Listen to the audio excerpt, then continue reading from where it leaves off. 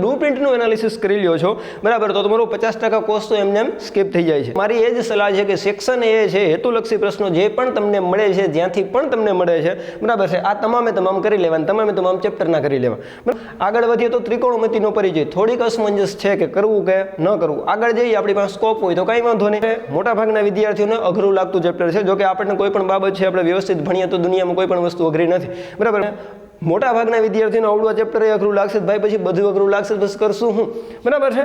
આગળ વધીએ. ઓકે, તોય જોઈએ પૃષ્ઠફળ અને ઘનફળ જો આપણે સાઈડમાં કરી શકતા હોય તો આપણે જોઈએ કે જો તમે પૃષ્ઠફળ અને ઘનફળને બરાબર સેક્શન બી ની અંદર સ્કીપ કરો તો પૃષ્ઠફળ ઘનફળમાંથી સેક્શન એ સિવાય બીજું કંઈ કરવાનું નથી. તો આઈએમપી રાઇડર જે પણ કંઈ છે અથવા તો આઈએમપી પ્રમેય છે એ આપણી ચેનલ ઉપર આગળ ઉપર મુકાવાના જ છે બરોબર. તો ત્રિકોણમિતિનો ઉપયોગ અહીંયા આપણે સ્કીપ કરી દીધો. ત્રિકોણમિતિનો ઉપયોગ બીજે ક્યાંય નહીં આવે, એટલે સેક્શન એ સિવાય ત્રિકોણમિતિ ક્યાંય નથી કરવાની.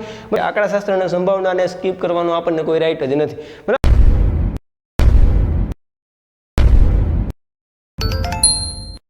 ઓકે, તમામ વિદ્યાર્થી મિત્રોને નમસ્કાર. હું વિજય સણવિયા મારા આજના વિડીયોમાં આપ સૌનું સ્વાગત કરું છું. મિત્રો, આપણે સૌ જાણીએ છીએ કે માર્ચ મહિનો આવી રહ્યો છે અને માર્ચ મહિનો આવે એટલે બોર્ડની એક્ઝામ આવે, ને બોર્ડની એક્ઝામ આવે એટલે ધોરણ 10 અને ધોરણ 12ના વિદ્યાર્થીઓની મૂંઝવણ વધે બરાબર છે.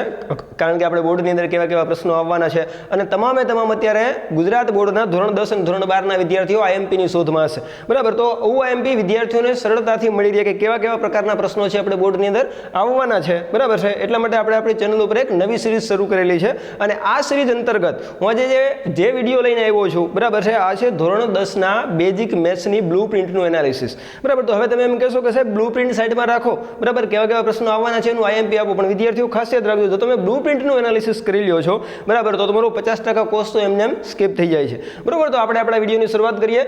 મિત્રો, વિડીયોના અંત સુધી બન્યા રહેજો બરાબર છે, આપણે કંઈક નવું શીખશું બરાબર.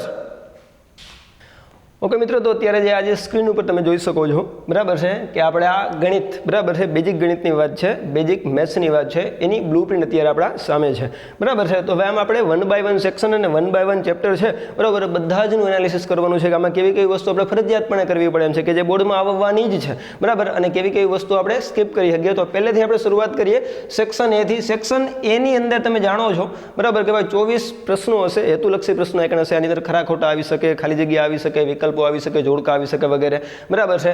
24 જે છે આપણે અટેમ્પ કરવાના છે, દરેક છે આપણે લખવાના છે બરાબર. અને હું તમામ વિદ્યાર્થીઓને હર વખતે કહેતો આવું છું કે લગભગ સેક્શન એ છે એ તમામ ચેપ્ટરની અંદરથી હોય છે બરાબર. કારણ કે ચેપ્ટર આપણે જોઈએ બરાબર તો ચેપ્ટર છે 14 જ છે બરાબર છે, અને એ 24 પ્રશ્નો છે. લગભગ મોટા ભાગના ચેપ્ટરની અંદરથી આપણે બરાબર સેક્શન એનો પ્રશ્ન છે એ લેવામાં આપણે અમુક ચેપ્ટરને બાદ કરી દઈએ કે ભાઈ આપણે ત્રિકોણને બાદ કરી દઈએ અથવા ત્રિકોણમિતિના ઉપયોગોને બાદ કરી દઈએ, લગભગ બધામાંથી છે બરાબર. તો મારી એ જ સલાહ છે કે સેક્શન એ છે હેતુલક્ષી પ્રશ્નો જે પણ તમને મળે છે, જ્યાંથી પણ તમને મળે છે બરાબર છે, આ તમામ કરી લેવા, તમામ ચેપ્ટરના કરી લેવા બરાબર છે.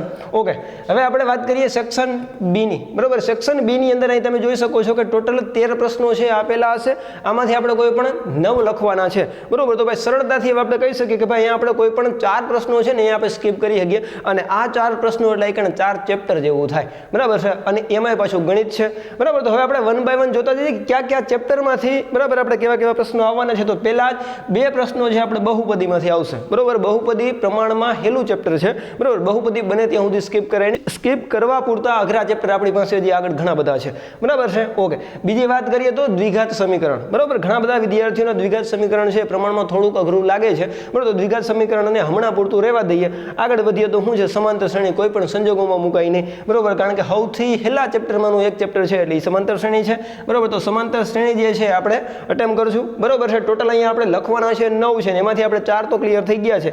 આગળ વધીએ તો યામ ભૂમિતિ, એ પણ હેલું ચેપ્ટર છે બરાબર. તો યામ ભૂમિતિ છે એ પણ આપણે કરશું. આગળ વધીએ તો ત્રિકોણમિતિનો પરિચય. થોડીક અસમંજસ છે કે કરવું કે ન કરવું. આગળ જઈએ, આપણી પાસે સ્કોપ હોય તો કંઈ વાંધો નહીં, બાકી ફરજિયાતપણે કરવું પડશે.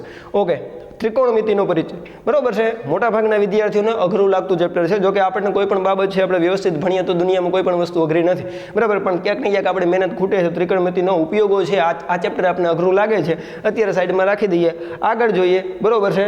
તો હવે 2 પ્રશ્નો આવે છે આપણે પૃષ્ઠફળ અને ઘનફળમાંથી બરાબર છે. મોટા ભાગના વિદ્યાર્થીઓને આવડું ચેપ્ટર અઘરું લાગશે ભાઈ, પછી બધું અઘરું લાગશે, બસ કરશું હું, બરાબર છે.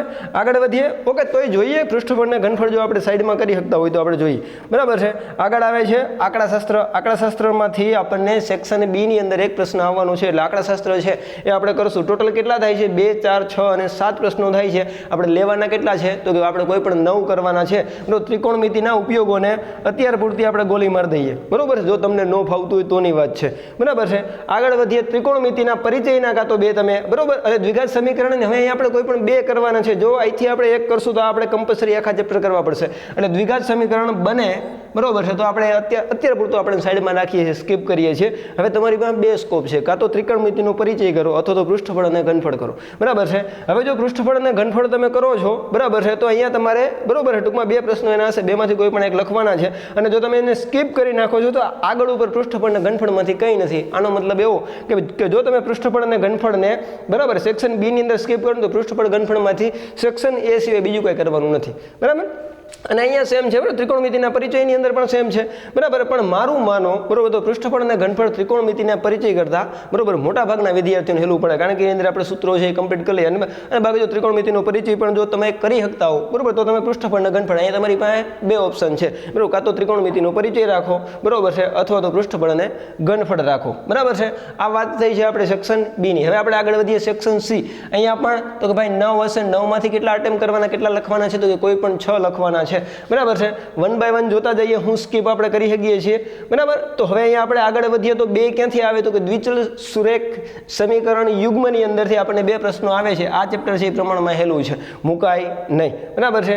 આગળ જોઈએ તો સમાંતર શ્રેણી. આ તો આપણે કોઈને પૂછવાનું જ નથી, સમાંતર શ્રેણી કોઈ પણ સંજોગોમાં કરવાનું છે, બરાબર. આગળ જોઈએ તો યામ ભૂમિતિ. યામ ભૂમિતિ પણ પ્રમાણમાં હેલું ચેપ્ટર છે. ટોટલ 5 તો અહીંયા થઈ ગયા, કરવાના 6 છે, બરાબર છે. આગળ વધીએ તો વર્તુળ, બરાબર છે.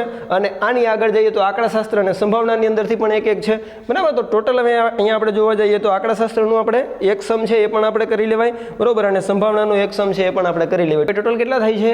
2, 4, 5, 6 અને 7 થાય છે. આપણે એક 6 જ કરવાના છે. આનો મતલબ એવો થાય કે આપણી તૈયારી છે એ પૂરી છે. હવે આ 7 આપણે કરીએ તો આપણે કોને મૂકી શકીએ? તો કે ભાઈ વર્તુળની અંદર, બરાબર છે, આપણે એથી પ્રમેય અને રાઇડરને આવા પ્રશ્નો છે આપણને એક પૂછાય છે, બરાબર. તો કાં તો આપણે વર્તુળ સ્કીપ કરી શકીએ, અને જો આપણે વર્તુળ સ્કીપ ન કરવું હોય તો સમાંતર શ્રેણીને તો મૂકવાની જ નથી. યામ ભૂમિતિ છે, બરોબર છે, આપણે કરી લેવાનું છે. આગળ જઈએ તો આંકડાશાસ્ત્ર અને સંભાવના. આપણી પાસે 2 સ્કોપ છે, કાં તો આપણે દ્વિચલ સુરેખ સમીકરણ કરીએ અથવા તો આપણે એકને વર્તુળ કરીએ, બરાબર. આપણે એકને દ્વિચલ સુરેખ સમીકરણ કરીએ છીએ, બરોબર છે, તો અહીંયા આગળ આપણે વર્તુળમાં કંઈ કરવાનું રહેતું નથી, બરાબર છે. અને જો અહીંયા આપણે વર્તુળ કરીએ છીએ તો આપણે દ્વિચલ સુરેખ સમીકરણની અંદર આપણે કંઈ કરવાનું રહેતું નથી, બરાબર છે. પણ દ્વિચલ સુરેખ સમીકરણ યુગ્મ છે, એકને કોઈ પ્રશ્નો છે મે બી પૂછાય શકે, બરાબર. પણ પ્રમાણમાં હેલું ચેપ્ટર છે. વર્તુળની અંદર રાઇડરો ગોખવા કરતા, પ્રમેયો ગોખવા કરતા, બરોબર. તો મારું જો માનો તો દ્વિચલ સુરેખ સમીકરણ યુગ્મની અંદર મહેનત કરી લેવાય, બરોબર. અથવા જો આઈએમપી રાઇડર જે પણ કંઈ છે અથવા તો આઈએમપી પ્રમેય છે આપણી ચેનલ ઉપર આગળ ઉપર મૂકવાના જ છે, બરોબર છે. તો ભાઈ વર્તુળની અંદર આઈએમપી આપણને પૂરતા પ્રમાણમાં મળી રહી છે, તો પછી તમારી પાસે એક 2 સ્કોપ છે, 2 સ્કોપ મજાના સ્કોપ છે, બરાબર છે. આગળ વધીએ તો વાત આવે છે સેક્શન ડી ની, બરાબર. સેક્શન ડી ની અંદર ટોટલ 8 હશે ને 8માંથી કોઈ પણ આપણે 5 લખવાના છે, બરોબર. તો પહેલા જ આપણે જોઈએ તો દ્વિઘાત સમીકરણ આગળ આપણે સ્કીપ કરેલું છે. અહીંયા જો આપણે સ્કીપ કરી દઈએ દ્વિઘાત સમીકરણમાં બીજું કંઈ કરવું પડે એવું છે નહીં. આનો મતલબ એવો થાય કે દ્વિઘાત સમીકરણ છે આને આપણે સ્કીપ કરી શકીએ, બરાબર છે. આગળ ઉપર જોવા જઈએ તો સમાંતર શ્રેણી આપણે કોઈ પણ સંજોગોમાં નહીં મૂકીએ, સમાંતર શ્રેણી આપણે કરશું, બરાબર છે. આનાથી આપણે આગળ જઈએ તો ત્રિકોણની અંદર અહીંયા 2 પ્રમેયો હશે, બરાબર. તો 2 પ્રમેયો છે, બરોબર. આપણી ચેનલ ઉપર અહીં બી તમને મળી જશે આરામથી, બરોબર છે. આમાંથી જ પ્રમેય પૂછાવાનો છે, બરાબર છે. એટલે આગળ આપણે એના વિશે જોશું.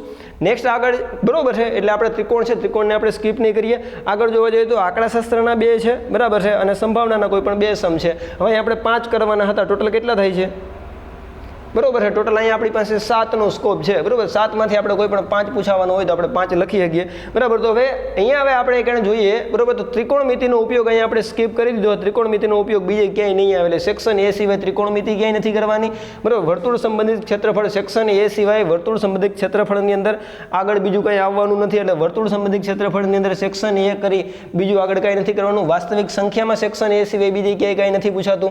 આનો મતલબ એવો થાય કે વાસ્તવિક સંખ્યા પણ આપણે સ્કીપ કરી શકીએ, બરોબર. દ્વિઘાત સમીકરણ છે આપણે ઓલરેડી હમણાં આપણે વાત કરી કે સ્કીપ કરીએ કે સમાંતર શ્રેણી ત્રિકોણની અંદર થયા એમપી આવે છે પછી બરાબર. જો તમે એકને પૃષ્ઠફળ અને ઘનફળ રાખો છો તો તમે ત્રિકોણમિતિનો પરિચય છે તમે બરાબર સ્કીપ કરી શકો, અને જો અહીં તમે ત્રિકોણમિતિનો પરિચય રાખો તો તમે પૃષ્ઠફળ અને ઘનફળ સ્કીપ કરી શકો. બેમાંથી આપણે કોઈ પણ એક સ્કીપ કરીએ અત્યાર પૂરતું બરોબર, તો આપણે એક પૃષ્ઠફળ અને ઘનફળ છે સ્કીપ કરી શકીએ.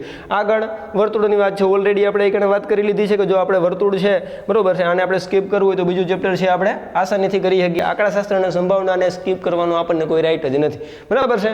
ઓકે મિત્રો, તો આજે આપણે વાત કરી ધોરણ 10ના બેઝિક ગણિતની બ્લુ પ્રિન્ટની એનાલિસિસનું બરોબર છે. હવે આપણે આગળના વિડીયોની અંદર બેઝિક ગણિતનું આઈએમપી આપવાનો પ્રયત્ન કરશું. ઓકે વિદ્યાર્થી મિત્રો, જો આ વિડીયો તમને ગમ્યો હોય બરાબર તો વિડીયોને લાઈક કરજો, તમારા મિત્રો સુધી શેર કરજો અને આ ચેનલને સબસ્ક્રાઇબ કરવાનું ભૂલાય નહીં બરાબર છે, જેથી કરી અને આગળ ઉપર આપણા આવા જ વિડીયો છે એ તમને સતતપણે મળતા રહીએ. ઓકે, નમસ્કાર.